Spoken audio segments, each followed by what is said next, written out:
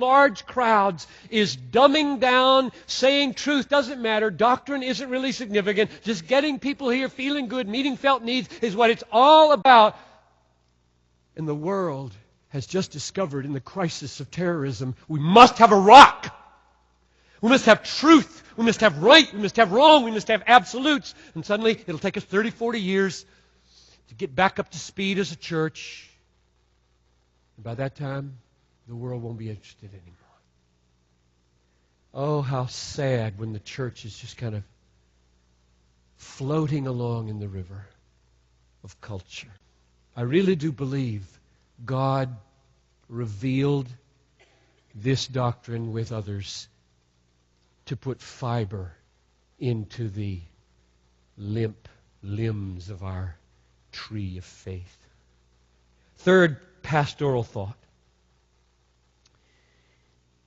The doctrine of election is one of the best tests that I know of as to whether or not we have reversed roles with God without knowing it.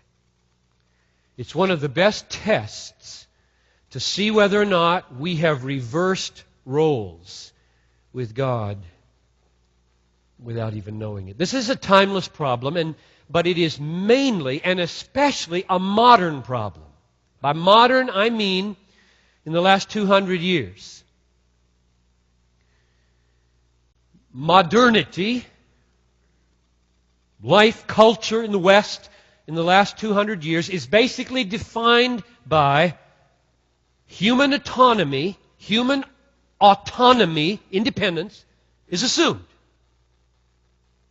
And authority is questioned. We've seen the bumper stickers. Question authority. It just oozes the last 2 centuries since the Enlightenment. That's the name of humanity. We question authority. And we take the judgment seat to decide if God exists. We sit in judgment. God is in the dock. That's modernity.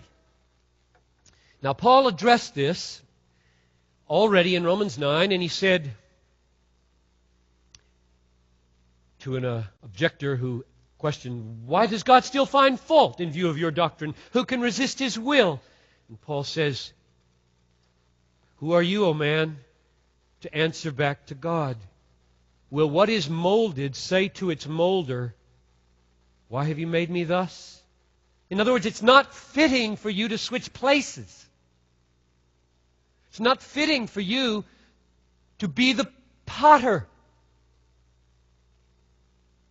God is God.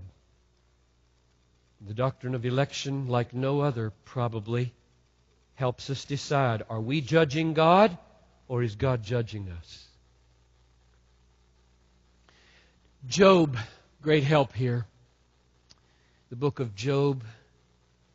All his defenses are spent defending his innocence to God. All of the half-truths of Eliphaz, Bildad, and Zophar are over. Now God has spoken in the last several chapters of the book of Job, and the sum of the matter is given in chapter 42 like this. Then Job answered the Lord and said, I know that you can do all things, and that no purpose of yours can be thwarted. I have uttered what I did not understand, things too wonderful for me, which I did not know. And God responds, hear, and I will speak. I will question you, and you make it known to me. In other words, let's not switch roles anymore, Job. I'm the teacher here. If anybody accuses here, I accuse. You're the learner. You keep quiet. To which Job finally responds, I had heard of you by the hearing of the ear, but now my eyes see you. Therefore I despise myself and repent in dust and ashes. There are so many people who have tasted that as the doctrine of election broke over them like a wave. I had heard of you by the hearing of the ear in Sunday school and in my little reading, and now my eye sees you, and I repent in dust and ashes for years and years of man-centered presumption. It is very hard for a fish to know he is wet. All there is for a fish is wet. The fish doesn't even think of it. And so it's hard for a modern person to know that he is arrogant towards God. All there is today is arrogance towards God. It's the ocean in which we swim. It's the air we breathe. It's woven into the fabric of our Christian minds. We don't even know it's there. We can't see it because it's the glasses through which we see everything. No, it's worse.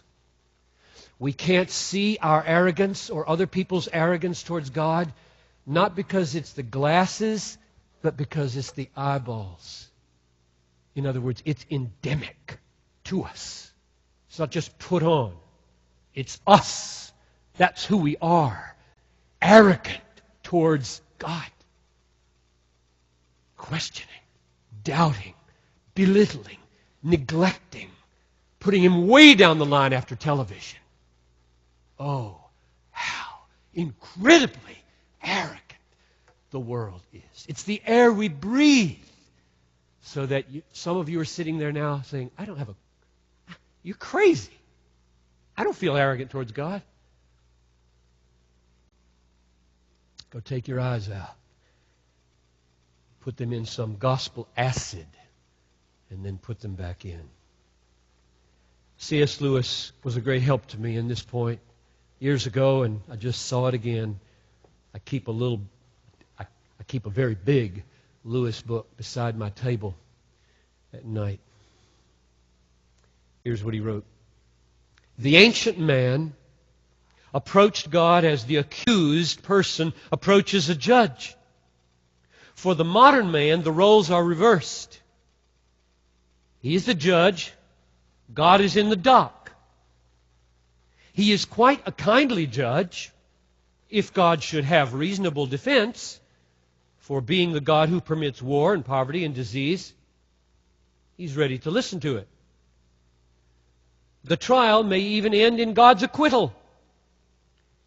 But the important thing is that man is on the bench and God is in the dock. Everywhere, including the evangelical church.